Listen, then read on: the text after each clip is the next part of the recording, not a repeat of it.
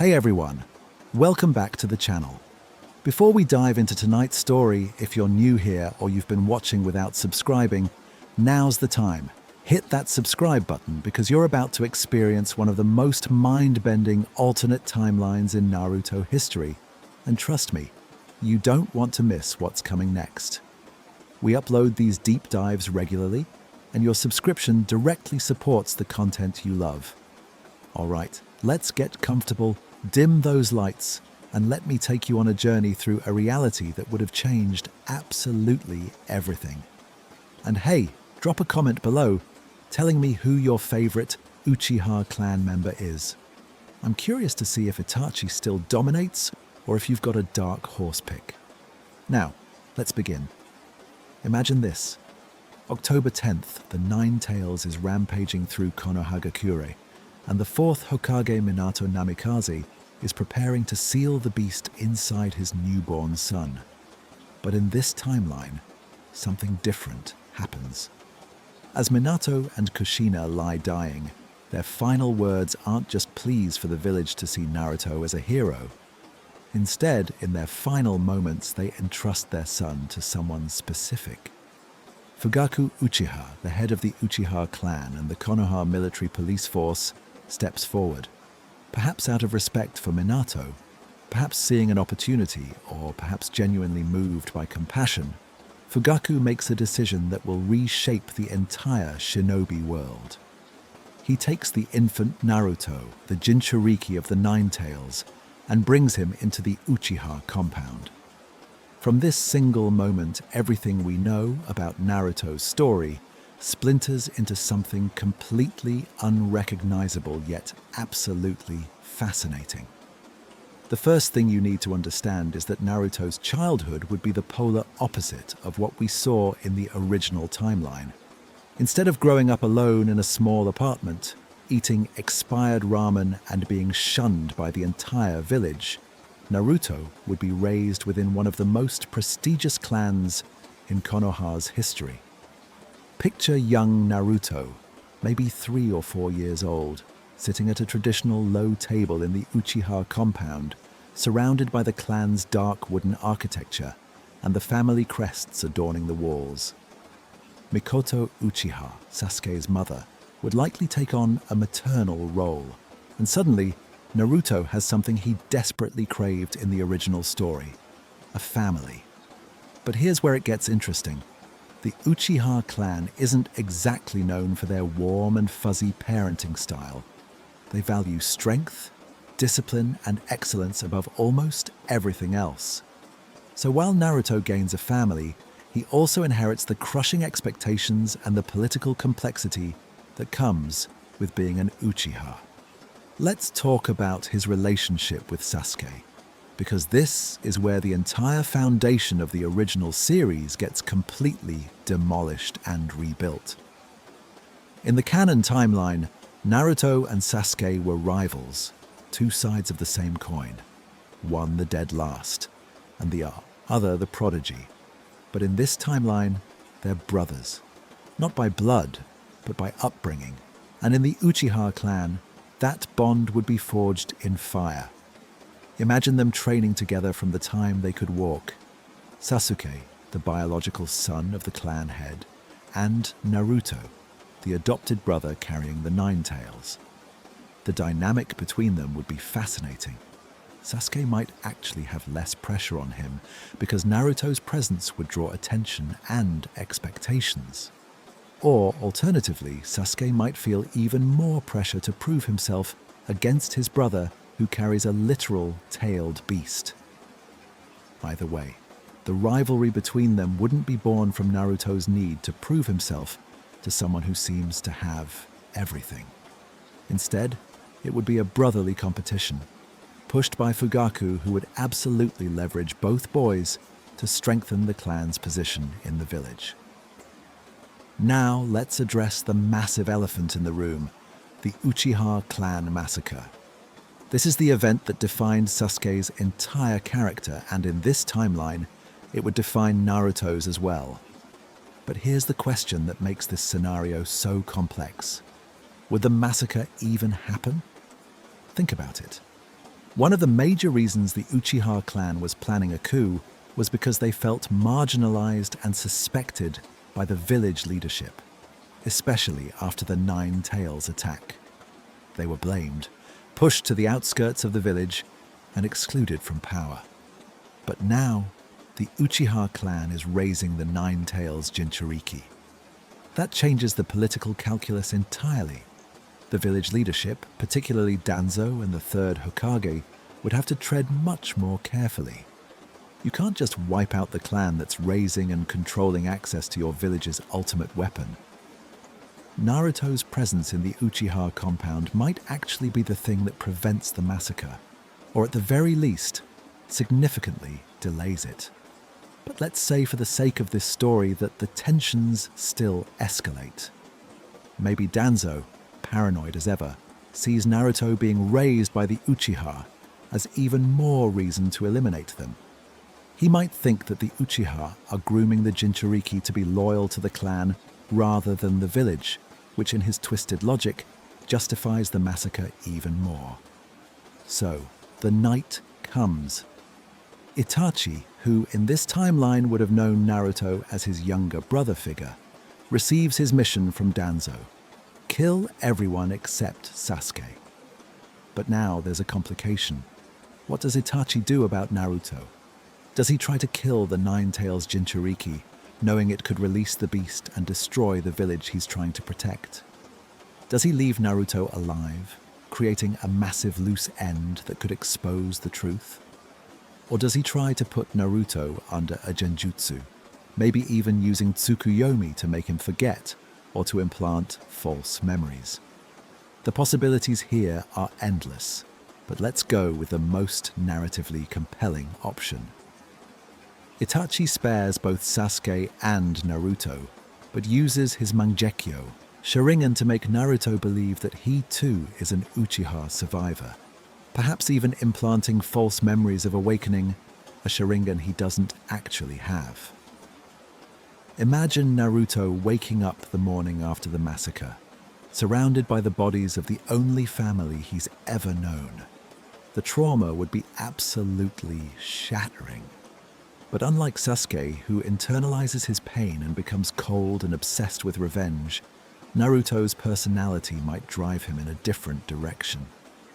Maybe he throws himself into training to become strong enough to protect what's left, which in this case is just him and Sasuke. Or maybe the massacre awakens something darker in Naruto. Remember, he carries the Nine Tails, and intense emotional trauma is exactly the kind of thing that could lead to him losing control. Picture a 12-year-old Naruto, consumed by rage and grief, accidentally tapping into the Nine Tails chakra and going on a rampage. The village would be terrified, their worst fears about the Jinchuriki seemingly confirmed. This could lead to Naruto being even more isolated than in the original timeline, but now with the added weight of being the survivor of the Uchiha massacre, and potentially blamed for any destruction caused by his rampage. Let's talk about his training and abilities, because this is where things get really interesting from a power scaling perspective. Naruto, in the original timeline, was largely self-taught or trained by unconventional teachers like Jiraiya.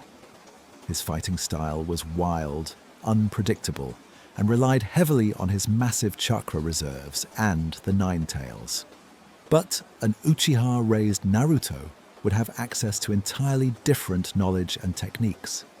From a young age, he'd be drilled in traditional shinobi fundamentals, taijutsu, ninjutsu theory, genjutsu awareness, and tactical thinking. The Uchiha weren't just powerful. They were tactical geniuses, and that would be hammered into Naruto from day one. He'd probably be much more skilled in basic techniques. His clone jutsu wouldn't be a desperate fumbling attempt, but a precisely executed technique. His transformation jutsu would be flawless, not the ridiculous sexy jutsu we saw in the original. His kunai and shuriken skills would be exceptional because the Uchiha were masters of projectile combat. But here's where it gets even more interesting. Naruto wouldn't have the Sharingan, obviously, but growing up around Uchiha, who constantly used it, would give him unique insights. He'd know exactly how Sharingan users fight, what their tells are, what their limitations are. He'd be trained specifically to counter Sharingan techniques, which ironically would make him one of the most dangerous opponents for any Uchiha to face. And let's not forget about his signature technique, the Shadow Clone Jutsu. In the original timeline, Naruto learned this from the Scroll of Sealing as a desperate move. But in this timeline, he might be taught it properly, understanding the strategic applications beyond just overwhelming opponents with numbers. Imagine Naruto using shadow clones the way Uchiha tacticians would, for reconnaissance, for layered trap strategies, for coordinated attack patterns that leverage his massive chakra reserves in intelligent ways rather than just brute force. The Nine-Tails relationship would also develop completely differently. In the original story, Naruto didn't even know about Kurama for years, and when he did learn, their relationship was hostile for a long time. But the Uchiha clan would absolutely know about the Nine-Tails, and Fugaku in particular would probably see it as a resource to be controlled. Naruto might be taught meditation techniques and chakra control exercises specifically designed to access and harness the Nine-Tails' power from a young age. This could go one of two ways. Either Naruto develops a much earlier working relationship with Kurama, potentially befriending the fox years before the original timeline, or the Uchiha's attempts to control and suppress the Nine-Tails create even more animosity between Jinchuriki and Tailed Beast. Let's explore the darker option for a moment. Imagine Fugaku using Sharingan Genjutsu to suppress the Nine-Tails, similar to how Madara once controlled it. Naruto would feel this, the constant psychic pressure keeping Kurama chained. This might actually create sympathy between them. Naruto might visit Kurama in his mindscape and recognize a fellow prisoner, someone else trapped by the Uchiha clan's need for control and power. Now, let's jump forward to the academy and team placements, because this is where the social dynamics get fascinating. In the original timeline, Naruto was the class clown, the dead last who everyone dismissed. But this Naruto would be completely different. He'd be quiet, disciplined, possibly even cold, depending on whether the massacre has happened yet. He'd top the class in academics and tactics, trained by Uchiha standards. His relationship with his peers would be completely different. Sakura probably wouldn't have a crush on him if he's emotionally distant and traumatized. Hinata might still admire him, but for different reasons, seeing in him someone who overcame being an outsider through pure skill rather than determination. And the class dynamics around Sasuke would be interesting too. If they're both Uchiha survivors, they might be inseparable, two brothers against the world, or they might drift apart, each dealing with trauma differently. Team assignments would be crucial here. In the original timeline, Naruto was placed on Team 7, with Sasuke and Sakura under Kakashi specifically, to balance the team and help Sasuke. But in this timeline, would they still be placed together? Maybe the Hokage deliberately separates them, worried about two Uchiha survivors with massive power and trauma being on the same team. Maybe Naruto ends up on a team with Shikamaru and Choji, forcing him to learn about friendship and teamwork in a different way. Or maybe, and this would be narratively interesting, he's placed with Neji and Tenten under Might Guy. Imagine the clash between Guy's burning youth philosophy and Naruto's cold Uchiha discipline.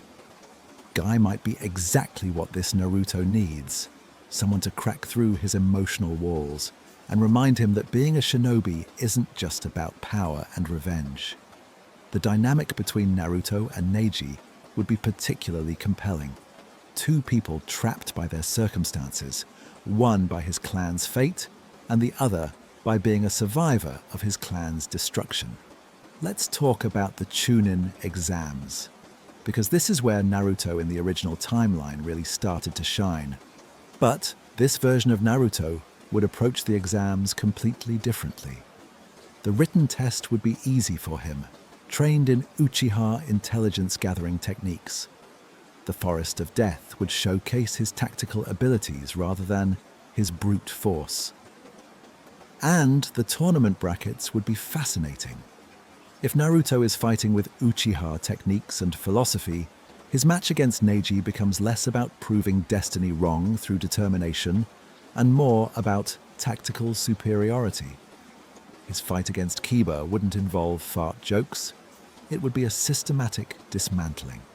And if he faces Sasuke, it's not just a rivalry match. It's brother against brother. Two survivors of the same trauma with completely different paths forward. The emotional weight would be crushing. And then there's Gaara. The fight between Naruto and Gaara in the original timeline was beautiful because it was two Jinchuriki recognizing each other's pain. But this Naruto might not connect with Gaara the same way. He's been trained to suppress and control his beast, not to empathize with it. So when Gaara asks him how he found his strength, Naruto's answer might be cold discipline and duty rather than bonds and friendship, which would be heartbreaking in its own way. The Konoha Crush arc and Orochimaru's involvement adds another layer. Orochimaru was obsessed with the Sharingan and targeted Sasuke specifically, but in this timeline he might be equally interested in Naruto, an Uchiha-trained Jinchuriki with potentially unique abilities. Imagine Orochimaru trying to manipulate both brothers, offering them power to avenge their clan. Sasuke might still be tempted, driven by revenge against Itachi. But Naruto's response would depend entirely on his character development up to this point. Has he learned the value of bonds and the village, or is he still trapped in the cold, revenge-driven mindset of the Uchiha? This is a crucial turning point. Maybe Naruto actually leaves with Sasuke, both brothers abandoning the village that failed to protect their clan. Or maybe Naruto stays, choosing duty over revenge, and now he's the one trying to bring Sasuke back, but not as a rival or friend, as a brother begging his sibling not to throw his life away. Let's explore Naruto's relationship with Jiraiya in this timeline, because that's a crucial element. Jiraiya was Naruto's godfather and primary mentor in the original story. But in this timeline, Jiraiya might struggle to connect with this version of Naruto. The carefree, perverted sage trying to teach a cold, disciplined Uchiha-raised ninja would be a massive culture clash. Jiraiya's teaching style is all about personal connection, spontaneity, and learning through experience. But this Naruto has been taught to plan, to strategize, to always have a tactical advantage. When Jiraiya tries to teach him the Rasengan, Naruto might master it much faster because of his superior chakra control training. But he'd miss the deeper lesson about determination and never giving up that the original Naruto learned. And when Jiraiya tries to tell him about his parents, about Minato and Kushina, it might shatter Naruto's world. He'd realize that he was never supposed to be an Uchiha, that his entire identity was built on a circumstance of adoption. How does he process that? Does he feel grateful to the Uchiha for raising him, or betrayed that no one told him about his real parents? Does he reject his Uchiha upbringing, or embrace it even harder as the only family he's truly known? The Akatsuki pursuit becomes infinitely more complicated in this timeline. The Akatsuki are hunting Jinchuriki, but they're also heavily connected to the Uchiha through Itachi and later Obito. When Itachi returns to the village, the confrontation between him and Naruto would be emotionally devastating. Itachi, who spared Naruto and possibly manipulated his memories, facing the boy he once knew as a little brother, now grown into a powerful shinobi. Does Itachi feel guilt? Does Naruto remember the truth? Or is he still under Genjutsu? And when the truth about Itachi comes out, that he was ordered to kill the clan by the village, how does Naruto react? In the original timeline, this revelation helped Sasuke understand the complexity of the shinobi world. But for this Naruto, it might be the final straw. Everything he believed about duty, loyalty, and the village would come crashing down. The people he trusted, the Hokage, the elders, they ordered the execution of his family. That kind of betrayal could push even the most disciplined shinobi toward darkness. Let's talk about Naruto's power progression and what techniques he developed. We know original Naruto eventually mastered Sage Mode and the Nine Tails Chakra Mode, but this Naruto would approach power completely differently. His Sage Mode training under Fukasaku might be accelerated because he already has the discipline and stillness that original Naruto struggled with. But he might also struggle with the natural energy balance because his chakra has been so regimented and controlled. And when it comes to befriending Kurama, the path would be completely different. Original Naruto won Kurama over through empathy and understanding. But this Naruto might approach it more tactically, proving to Kurama that working together benefits them both, appealing to the Nine Tails' pride and power rather than his emotions. It's a more fragile alliance, built on mutual benefit rather than genuine friendship, and that could have consequences later when they face truly overwhelming odds. The fourth great ninja war would be this Naruto's ultimate test. In the original timeline, Naruto was the glue that held the allied shinobi forces together through his optimism and his ability to connect with everyone. But this Naruto would lead differently, through tactical brilliance and cold efficiency. He'd be a general rather than an inspirational figure. And when he faces Obito and learns the truth about the masked man being an Uchiha, another brother twisted by the shinobi system, the weight of that revelation would be crushing. Obito's plan for the infinite Tsukuyomi might actually be tempting to this Naruto. A world where the Uchiha massacre never happened, where his family is alive, where Sasuke never left, where he never had to carry the weight of survival. Original Naruto rejected this because he valued the real world with all its pain. But this Naruto, raised in discipline and duty but secretly craving the warmth of family he lost, might actually waver. It would take everything. Maybe Sasuke snapping him out of it. Maybe Kurama's surprising loyalty. Maybe memories of Mikoto's kindness to pull him back from the edge. And finally, the conclusion of his story, the final battle with Sasuke, if it comes to that, would be completely recontextualized. In the original timeline, it was about two paths to save the world: Naruto's bonds versus Sasuke's revolution. But in this timeline, it might be about two brothers who survived the same trauma, but drew opposite conclusions. Sasuke wanting to destroy the system that killed their family, and Naruto believing in reforming it from within, because that's what the Uchiha who raised him with love would have wanted.